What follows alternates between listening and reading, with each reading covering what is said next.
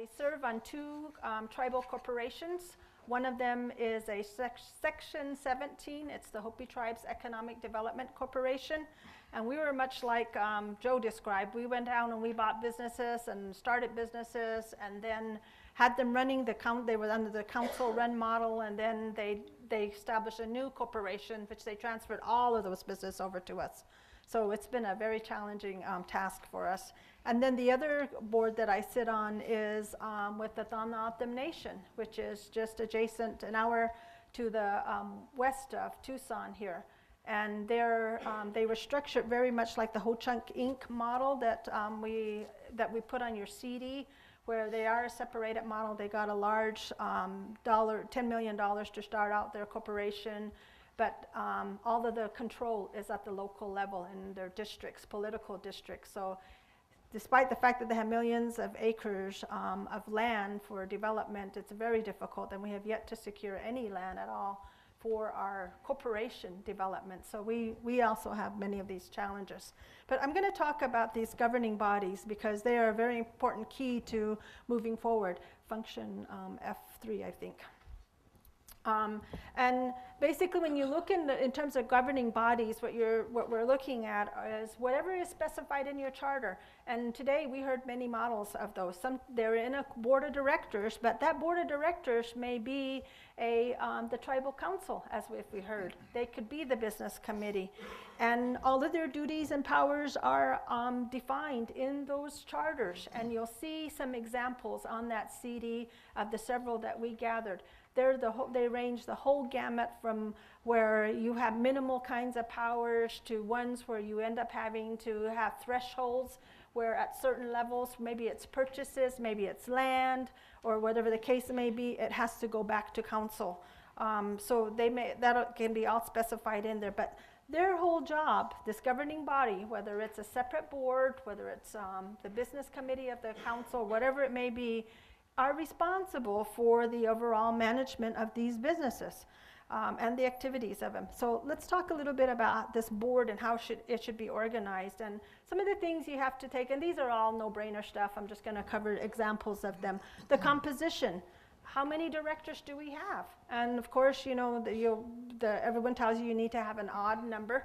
5, 7, 9, you know, those seem to be common numbers. I sit on one that's 7, but I prefer a 5-member board, you know, because when you get down to the real logistics of trying to get to meetings and quorums, you know, there's real practicality in much easier to get 3 members together rather than 5 for a quorum.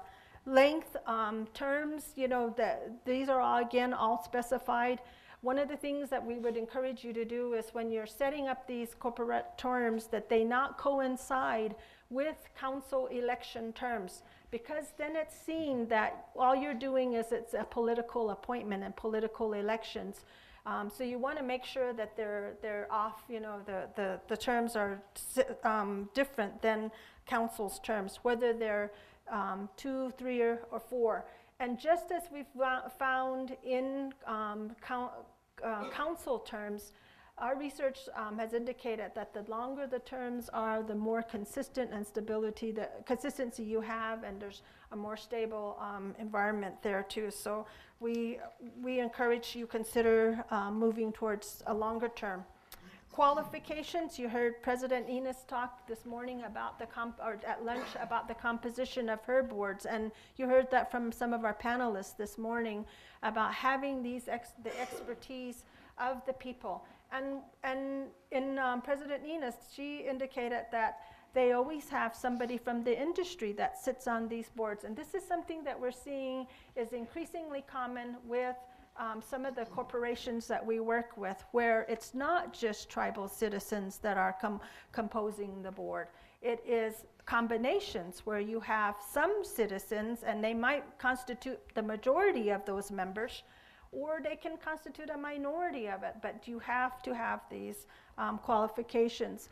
In both the Hopi and the Thanautim Corporation Charter, they require that Hopi requires that all of its members have successful business experience. That's the minimum criteria for for that position. In the Tanaatem, it specifies a certain number of people that have to be from a business field, who have had business experience or either have a profession in that area. So you can set up those criteria to meet the needs that you might have. And again, back to this, I started talking about this, about the independent members. It's on the Tanaatem Nation, for example, they have a 7-member board. 5 of those members have to be citizens of that nation, and they have 2 that can be non-tribal citizen members. I happen to be in one of those seats that is a non-tribal member sitting on that board. And one of the things that I have been able to find, just from my own personal experience, has been that I can say a lot of things that perhaps they can't say, because I'm looking at them from the outside in. Sometimes because they know each other politically, it's a little bit more difficult for them to be realistic and to say what they might be thinking. But I can say those kinds of things from the outside. So that's one of the benefits to it. Sometimes they don't always like me saying what I do say, but I try to say it in a way that benefits the corporation overall. The other question that also gets raised all the time are, can employees be eligible for these board seats? And I'm talking about tribal government employees. Should they be eligible or not? Now, this is a decision that you will end up having to make. Can an elected official be on this board? Some tribes will define elected official very broadly, so that I've even know of one tribe where even if you sit on the school board, where the public school board where you've been elected to a seat, you're defined as a public official, so you cannot be a member on that board. So those are all considerations you have to take into place. Then comes the big question, council members. Can a council member sit on the board or not?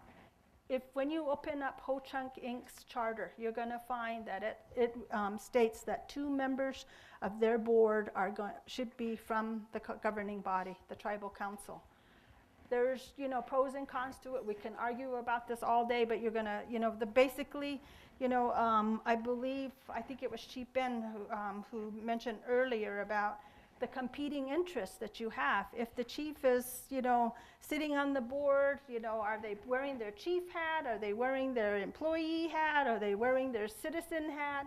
Are they wearing another hat of some sort? And it gets there's a real fine line there, so it gets really difficult. But basically, we found that it's just really difficult to keep those political considerations out of any kind of enterprise decision. The other considerations that you need to make sure you have are sections that define how individual board members can be removed. Is this something that, do they serve at the pleasure of the council? Does the chief executive, the chairman, the president, the chief have the authority to remove these individuals? What is the process for removing them? Because this becomes a big issue as well as you move forward. Resignations, how do you fill vacancies? Does it have to go back to the council? Can the board itself then be able to fill these slots in the interim until the next council, maybe perhaps until the term expires? These are all things that need to be spelled out in procedures to move forward here. Vacancies, one of the things that can be done is sometimes vacancies can be that blessing in disguise, because it allows the board to take a look at themselves and determine, okay, who's sitting on our board? What skills, what talents, what areas are represented? Maybe we need to have, I'll just take Hopi Development Corporation. We had 2 vacancies. And one of our vacancies was a person who knew the hotel and restaurant industries. Well, we have 2 hotels and 2 restaurants to run. Now we're lacking that kind of knowledge base on our board, and for us it's critical to find someone in there. We have 3 huge ranches. We don't have anybody with a ranching background.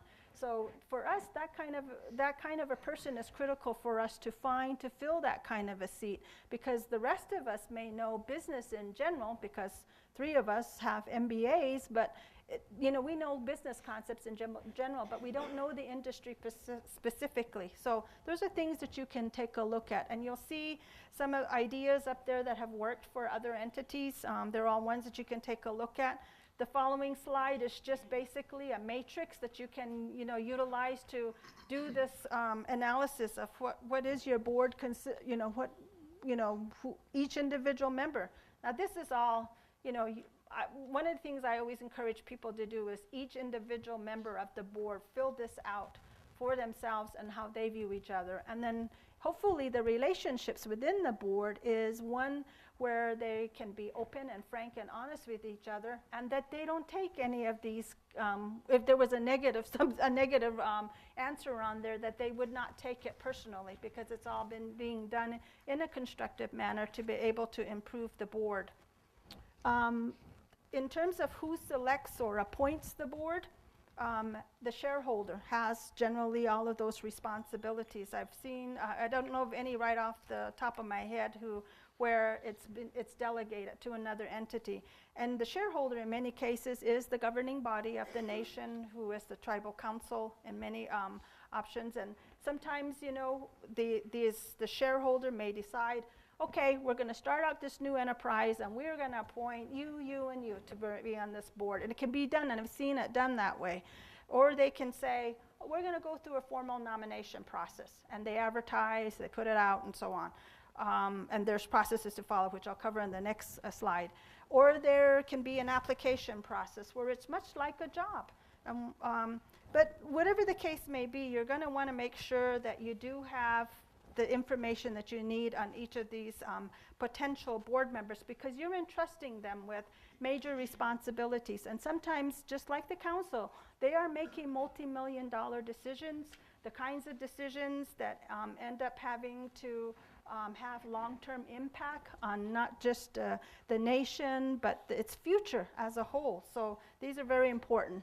The next slide just gives you some examples, and some of the ones that are real common, what I called standard, are most people will advertise, they ask for a letter of interest and a resume. Sometimes they'll do a reference check, sometimes they won't. Hopi, look at Hopi's example here. This is what's happening now, but when we got appointed, we were under that first one, the first initial board of directors. We were just asked to submit a letter of interest, and nobody even interviewed us. And it wasn't until quite some time afterward that we were required to undergo an extensive background check. And I think that background checks are going to be very critical because, again, financial institutions are going to look at the composition of the board. Can these people make sound decisions?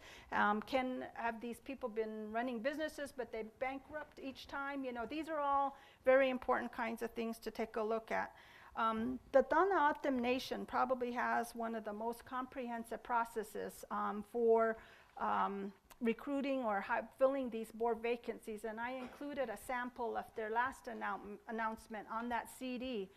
I had to go through three interviews, 2 of them at the legislative committee level, and I saw my first background check. I couldn't believe how extensive it was. It was just totally unbelievable.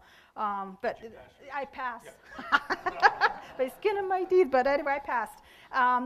And I had to go to a formal interview for the council. It was very much like a job. I was basically applying for the job of being on this board. I was asked business questions. Do I know what a business plan consists of? I mean, it was very much like a job, and they screened them very well. And I thought that was one of the things that has helped to contribute to make the board much more powerful and helping us to be on the same page as we move forward and making some of these decisions. Just a couple of other slides that, you know, is just making sure that you have these people, and sometimes you can get these people to join your board. The banker, maybe a professor, you know, you can get marketing people, maybe a business person, you know, somebody out in the community who has, you know, been a friend of the tribe for years, you know, someone like that those are all valuable assets for you. And just some last suggestions, that you want to make sure that your enterprise board has this clear definition of its role. in relationship to the council. Now you heard that over and over again from all of these enterprises that spoke this morning. And that also needs to go down to the CEO level as well. And does it schedule reports to council? We heard this over and over again. Communication, communication, communication. Not just with the shareholder, but with the citizens of the nation, because they're the ones, as we've heard, that are going to have those questions about where's all of that money going that you guys are earning? You know, you guys just go and travel and do whatever. And they're the ones that need to know what's being done. And it needs to be stated to them very simply. These are all, hope he's coming up to their first shareholders meeting next, when is it? The 5th of April. So it's going to be a historic moment for us because it's the first time that the Hopi people have ever heard about all of these 5 enterprises that have been in existence for years, you know. So this is going to be very historic. Have conflict of interest rules spelled out, and one of the things that's very common is to have board members sign a code of ethics or a code of standard that they would agree as being on the board. Have clear compensation rules, again, because this is another big area that often gets raised over and over and over again. And then, of course, making sure that the board chair, because they're going to be the ones out being at the front face for you, and your CEO are going to be insulated from the council by the board. You have to make sure you act as one as you move forward there.